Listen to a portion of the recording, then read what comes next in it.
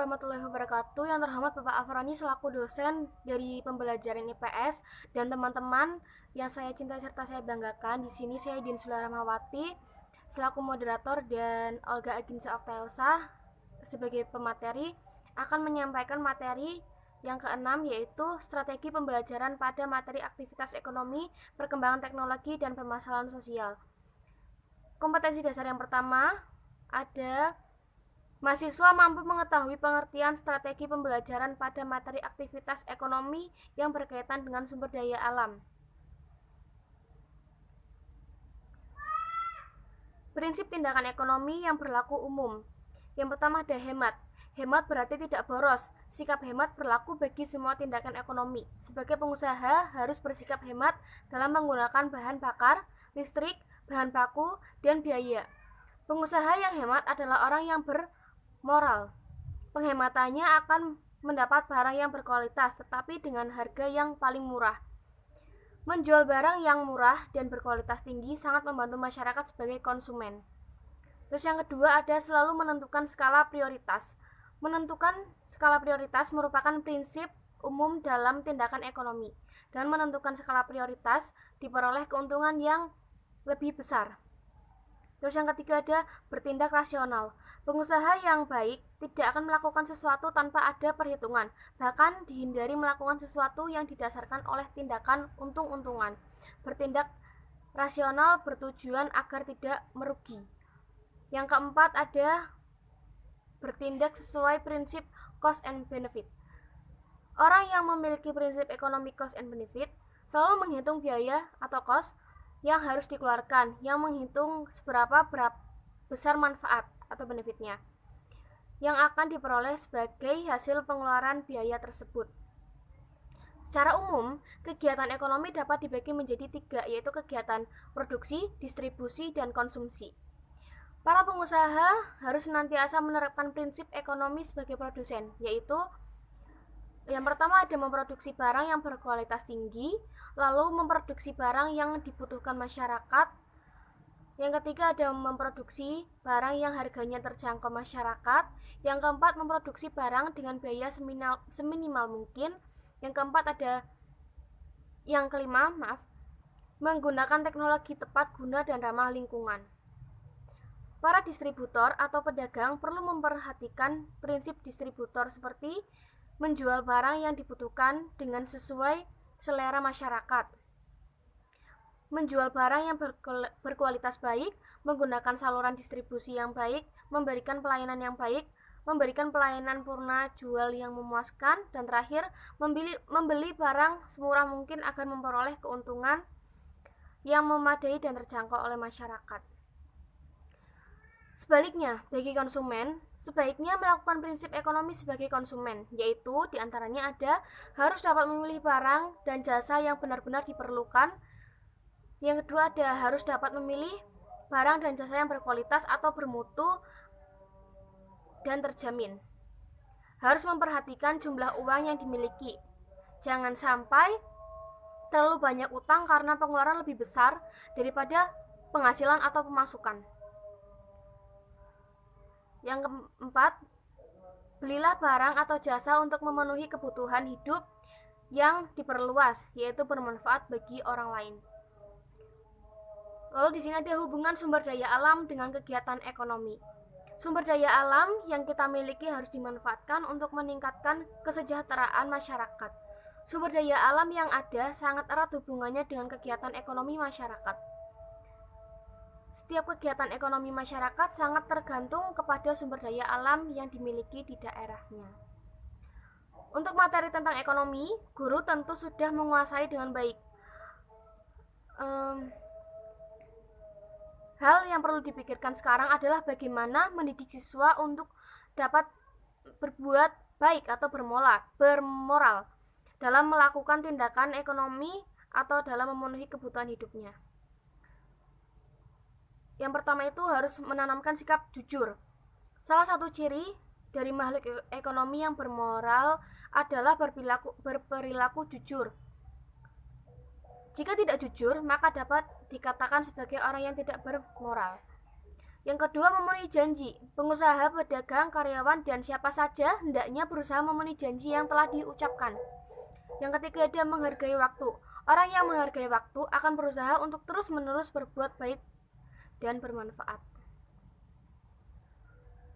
Yang keempat, ada menghargai mutu. Artinya, mampu menciptakan produk barang yang terbaik atau memberi pelayanan yang prima. Orang yang menghargai mutu tidak asal-asalan. Selanjutnya ada peduli sosial. Peduli sosial adalah perhatian kepada orang lain. Orang yang peduli sosial akan mementingkan kesehatan dan keselamatan konsumen. Pedagang yang peduli sosial akan memperhatikan barang jumlahnya dengan baik. Yang keenam ada hemat. Sikap hemat dalam ilmu ekonomi tidak berlaku hanya untuk diri sendiri, tetapi harus menjadi jiwa dan moral setiap orang. Yang ketujuh, ada menyadari lingkungan sebagai sumber kehidupan. Lingkungan adalah sumber daya kehidupan. Jika lingkungan hidup rusak, maka dapat mengakibatkan bencana. Pengusaha yang menyadari lingkungan sebagai sumber kehidupan akan bersikap hati-hati, tidak mencemari lingkungan dan tidak merusak. Yang terakhir ada ingat waktu. Ingat waktu artinya jangan terlalu tenggelam oleh kesibukan dunia sehingga melupakan ibadah kepada Allah Subhanahu wa taala. Jadi dari 1 sampai 8 tadi yang hendaknya diajarkan guru terhadap muridnya. Selanjutnya ada KD yang kedua, yaitu mahasiswa mampu mengetahui strategi pembelajaran pada materi perkembangan teknologi informasi dan transformasi. Teknologi merupakan ilmu yang menggali berbagai ilmu terapan. Teknologi juga sering dipakai untuk menyebut berbagai jenis peralatan yang mempermudah kehidupan manusia. Perkembangan teknologi meliputi perkembangan teknologi produksi, perkembangan teknologi komunikasi, dan perkembangan teknologi transportasi. Jenis teknologi digolongkan menjadi 2, yaitu teknologi zaman dahulu atau tradisional dan teknologi zaman sekarang atau modern. Teknologi tradisional masih menggantungkan pada tenaga hewan, angin, dan manusia, sedangkan teknologi modern sudah memanfaatkan tenaga mesin. Teknologi produksi zaman dahulu dalam bidang pertanian untuk membajak sawah petani menggunakan kerbau, untuk menumbuk padi menggunakan alu dan lesung. Seiring berkembangnya zaman dan teknologi masyarakat mulai menggunakan traktor untuk membajak sawah dan mesin penggiling padi untuk menggiling padi. Selain bidang produksi, bidang komunikasi juga mengalami perkembangan. Komunikasi merupakan kegiatan mengirim dan menerima pesan. Komunikasi dibagi menjadi 3, yaitu komunikasi lisan, tertulis, dan isyarat. Di samping itu, teknologi komunikasi terbagi menjadi 2, yaitu teknologi komunikasi zaman dahulu dan teknologi komunikasi zaman sekarang. Ketika teknologi belum berkembang seperti sekarang, orang kesulitan berkomunikasi secara lisan dengan orang yang jaraknya jauh. Untuk berkomunikasi harus bertemu, namun kini sangat mudah melakukan telepon. Kemudian dengan kemajuan teknologi semakin banyak tercipta alat-alat komunikasi yang canggih seperti radio, televisi, dan internet. Bahkan sekarang dengan teknologi satelit, komunikasi jarak jauh dapat dilakukan tanpa kabel, yaitu dengan alat yang dinamakan telepon seluler atau HP yang seperti kita gunakan sekarang. Saya Olga Ginzarta Elsa di sini akan melanjutkan materi yang tadi udah dibahas oleh Mbak Dian. Selanjutnya tentang manfaat mempelajari IPS materi teknologi, produksi, komunikasi dan transportasi yang diperoleh oleh siswa setelah mempelajari IPS itu. Manfaatnya yaitu dapat mengetahui pengertian dari teknologi produksi, komunikasi dan transportasi, dan dapat menjelaskan kelemahan dan kelebihan masing-masing teknologi tersebut. Nah, siswa juga dapat membandingkan antara teknologi yang satu dengan yang lain. Kemudian, siswa juga mendapatkan manfaat dalam kehidupan sehari-hari, seperti siswa dapat berhati-hati dan cermat dalam menggunakan teknologi tertentu dan memperhatikan dampak yang timbul dari teknologi tersebut. Siswa juga dapat mengetahui bagaimana cara menggunakan teknologi tersebut. Selanjutnya,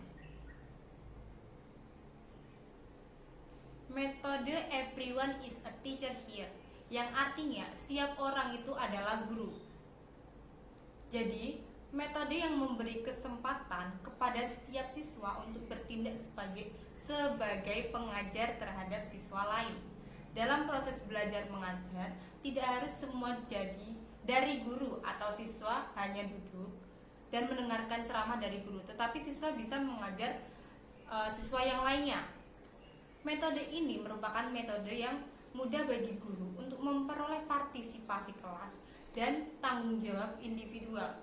Tujuan penerapan metode ini tuh membiasakan siswa untuk belajar aktif secara individu dan membudayakan sifat berani bertanya, percaya diri, dan tidak takut salah. Jadi metode ini menuntut siswa untuk aktif khususnya dalam membuat pertanyaan dan memberikan jawaban, sehingga dalam pembelajaran siswa akan fokus pada penjelasan guru.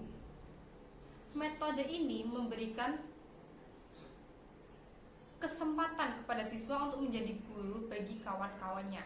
Nah, langkah-langkah pembelajaran dengan menggunakan metode everyone is teacher here menurut Suprijo itu, pertama, guru membagikan secari kertas atau kartu indeks kepada seluruh siswa. Kemudian, langkah keduanya yaitu setiap siswa ditugasi untuk menuliskan satu pertanyaan mengenai materi pembelajaran yang sedang dipelajari di kelas. Langkah ketiganya, guru mengumpulkan kertas dan diacak. Selanjutnya, guru membagikan kertas tersebut kepada setiap siswa. Jadi, kertasnya itu diacak ke setiap siswa. Pastikan bahwa tidak ada yang menerima soal yang ditulis sendiri.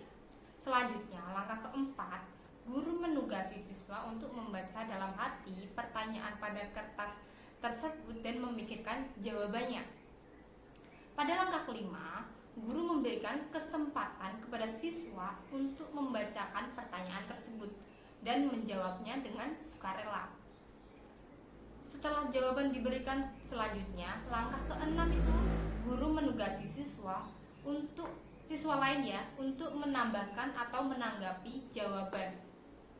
Kemudian dilanjutkan dengan sukarelawan berikutnya. Pendapat lain tentang langkah-langkah penerapan metode everyone is teacher here. Yang pertama itu guru membagikan kertas, kemudian menyuruh siswa untuk menuliskan sebuah pertanyaan tentang materi pokok yang dipelajari. Seperti contoh yang pertama tadi.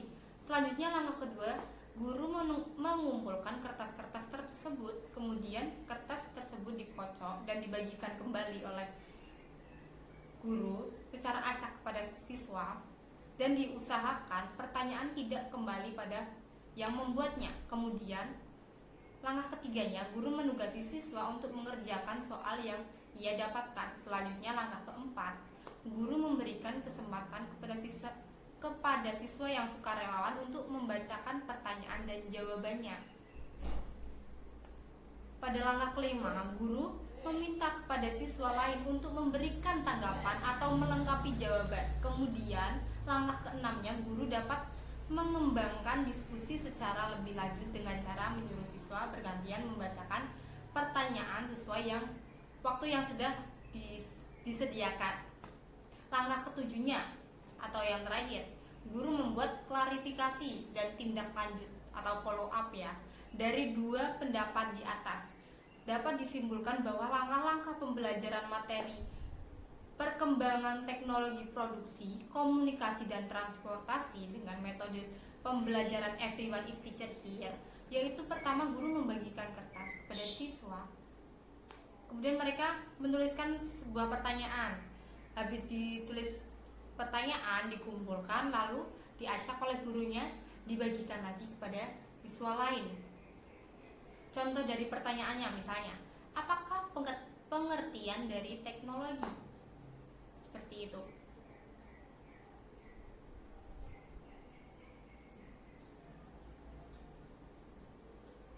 Jadi dari metode tersebut, masing-masing siswa itu berani menyatakan kesalahan atau menyanggah jawaban dari kelompok lain berdasarkan materi yang sedang dipelajari dan terlatih dalam menyimpulkan masalah. Oke, selanjutnya materi KD ketiga, yaitu mengenal permasalahan sosial merupakan masalah penting karena tujuan mempelajari IPS salah satunya adalah agar siswa mengenal permasalahan sosial yang ada di sekitarnya. Masalah sosial banyak sekali jenisnya, sehingga perlu dipilih agar lebih bermakna bagi siswa. Masalah sosial timbul dari berbagai sebab yang saling terkait. Awalnya orang menganggap bahwa masalah sosial disebabkan oleh kemiskinan. Namun ternyata masalah sosial itu juga dapat muncul pada masyarakat yang makmur sekalipun, seperti kenakalan remaja, penggunaan obat-obatan, kehidupan seks bebas. Masalah sosial secara umum dibagi menjadi 4 kelompok, yaitu masalah sosial yang timbul oleh faktor ekonomis, biologis, psikologis, dan kebudayaan. Ada 4 masalah sosial yang bisa ditimbulkan oleh faktor-faktor, yaitu yang pertama tadi faktor ekonomis. Masalah faktor ini dapat menimbulkan masalah sosial, misalnya kemiskinan, pengangguran, persaingan bisnis, dan masih banyak lagi. Dari masalah-masalah sosial yang paling sering terjadi yaitu masalah kemiskinan, yang merupakan masalah sosial yang bersifat resiprokal atau timbal balik antara rendahnya pendidikan, masalah kependudukan, lingkungan hidup, kejahatan, konflik sosial, dan masih banyak lagi. Semua dapat disebabkan oleh faktor kemiskinan, dan pada saat yang lain semua masalah sosial akan berakhir pada satu kata, yaitu kemiskinan. Dan faktor ini biasanya yang paling banyak terjadi di negara kita sendiri, yaitu Indonesia. Yang kedua, ada faktor biologis. Ini dapat menimbulkan masalah sosial, misalnya terjangkitnya wabah penyakit yang menular seperti sekarang ini, yaitu corona, COVID-19. Seperti tahun-tahun sebelumnya juga flu burung, demam berdarah juga ada, dan lain sebagainya. Yang ketiga, ada faktor psikologis. Faktor ini dapat menimbulkan masalah sosial, misalnya penyakit syaraf dan disorganisasi jiwa atau stres. Yang keempat, ada faktor kebudayaan yang dapat menimbulkan masalah sosial, misalnya yang menyangkut mudahnya perceraian, kenakalan anak-anak, konflik rasial, dan konflik keagamaan. Pecahnya ikatan keluarga merupakan masalah sosial kedua yang paling nampak. Jika masyarakat banyak kasus perceraian, keluarga yang tidak bahagia, dan lain-lain, dan biasanya faktor perceraian terjadi pada keluarga yang kepala keluarganya gagal memenuhi kebutuhan-kebutuhan. Mahasiswa bisa menggunakan metode inquiry, yaitu 5W 1H, yaitu metode yang dapat dilakukan secara bervariasi. Pada perencanaan, misalnya direncanakan skenario pembelajaran yang berisi langkah-langkah yang diambil, diantaranya menyusun atau membuat rencana pembelajaran sesuai dengan permasalahan tentang kemampuan membaca pemahaman. Yang kedua, ada menyiapkan siswa secara berkelompok di ruang kelas dan diberi tugas untuk membaca clipping yang sudah disediakan oleh guru. Yang ketiga, menyediakan media atau alat peraga untuk membantu pemahaman membaca. Yang keempat, guru menjelaskan arti dari 5W 1H. Selanjutnya guru menuliskan apa sih 5W dan 1H di papan tulis. Yang kelima, guru memberikan kelas menjadi beberapa kelompok masing-masing yang beranggotakan 7 orang. Yang keenam, masing-masing kelompok membagi anggotanya untuk membaca suatu tema tentang masalah sosial dan mencari jawaban dari 5W 1H tadi. Tugas membaca cerita, tema cerita di setiap kelompok berbeda. Yang ketujuh, kelompok diubah dan ditukar menjadi kelompok baru berdasarkan fokus pendalaman unsur dari 5W 1H. Yang kedelapan, masing-masing anggota kelompok pada kelompok baru bercerita satu sama lainnya dari cerita yang telah dibaca. Terkait dengan metode inquiry itu, perlu dijelaskan sedikit bahwa inquiry yang dalam bahasa Inggris inquiry adalah pertanyaan atau pemeriksaan, penyelidikan sebagai suatu proses yang dilakukan oleh manusia untuk mencari atau memahami informasi. Strategi inquiry itu berarti suatu rangkaian kegiatan belajar yang melibatkan secara maksimal seluruh siswa untuk mencari dan menyelidiki secara sistematis, kritis, logis, analisis sehingga mereka dapat merumuskan sendiri penemuannya dengan penuh percaya diri. Sasaran pertama pembelajaran inquiry adalah keterlibatan siswa. Yang kedua, keterarahan kegiatan secara logis dan sistematis pada tujuan pembelajaran. Dan yang terakhir, mengembangkan sikap percaya diri. Itulah materi yang bisa saya sampaikan. Kurang lebihnya mohon maaf. Apabila ada yang kurang jelas atau yang ingin ditanyakan, silahkan. Terima kasih. Wassalamualaikum warahmatullahi wabarakatuh.